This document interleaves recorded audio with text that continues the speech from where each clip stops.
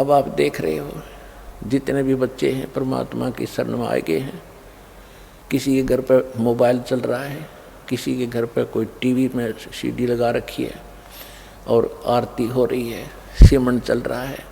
जहाँ जहाँ भी आप जाते हो, क्योंकि हमारा मार्ग ऐसा है कि जब भी आप सफ़र कर रहे हो तो भक्ति करनी है। जैसे आप यहाँ से जाते हो, यहाँ के लिए आते हो, ट्रेन में आते हो, बसों में आते हो, अपनी गाड़ियों में आते हो, तो रास्ते में अवश्य सिमरन करते हो।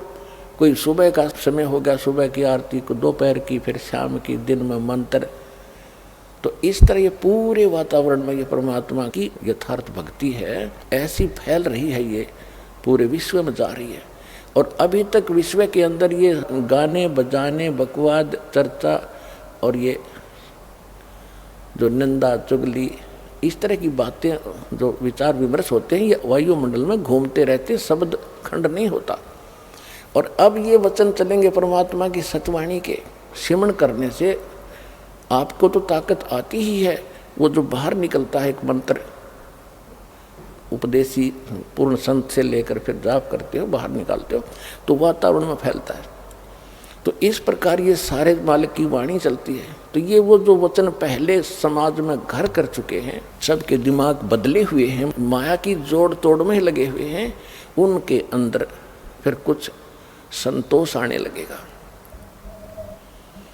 जो पुराने विचार हैं उनको इसमें ऐसी ताकत, जैसे आप देखते हो गंदी हवा ऊपर उठ जाती है, शुद्ध हवा नीचे आ जाती है। तो ये परमात्मा के जो वचन ज्ञान आप सुन रहे हो, टीवी पर सुन रहे हो, चिप में सुन रहे हो, मोबाइल से, तो मेमोरी कार्ड से चला रहे हो, या वैसे अपना सांस का सिमरन कर, तो ये शुद्ध यथार्थ भक्ति है। ये वातावरण में नीचे नीचे रह जाएगी। और जो ये पहले की बकवादें हैं, जो लड़ाई झगड़े घर घर में हो रहे हैं, आपस में लड़ते रहते हैं, तो ये सारे समाज में घूम रहे, तो सब के माइंड पर टकरा कर वो सबको ऐसे बेचैनी पैदा कर रहे हैं। अब धीरे धीरे सब में शांति आएगी और वो जो पहले वाले विचार ऊपर उठ जाएंगे, वो आपको अफेक्ट करने की रेंज में नहीं रहेंगे। एक उदाहरण सुनाता हूँ आपको। एक साधु संत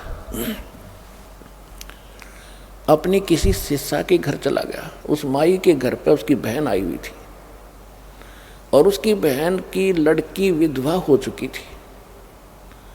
और उस संत के साथ 2-4 भक्त और भी साधु थे, उन सब ने वहाँ पहुँच गए। तो उसकी जो शिष्या थी उस संत की, उसने अपनी बहन का सहयोग लिया खाना बनाने में, कि बहन खाना बना, कई भक्त आ गए हैं, महात्मा जी आए हैं। तो जब उन्होंने खाना खा लिया, शाम में वह सो गए, तो सारी रात वो संत बैठा रहा। ऐसा सपना आया उसको कि जैसे मेरी बेटी विधवा होगी, हे भगवान, छोटे छोटे बच्चे हैं, इसका क्या होगा, ये कैसे जीवन निर्वाह करेगी, मेरी तो भोली भाली बेटी है, ये कैसे जिएगी। ऐसा करता करता इतना बेचैन होकर वो उठा तो काफ़ी चिंतित था कि क्या हुआ, ये भी कोई सपने में मैं कभी ये बात भी नहीं करता, कभी चर्चा भी नहीं चलती, ये आया तो आया कैसे सपना। तो उसने दूसरे को बताया, उठकर अपने गुरुजी से बताया। तो गुरुजी ने कहा मैं बताता हूँ ये क्यों आ गया सपना। उसने वो अपनी शिष्या बुलाई कि बेटी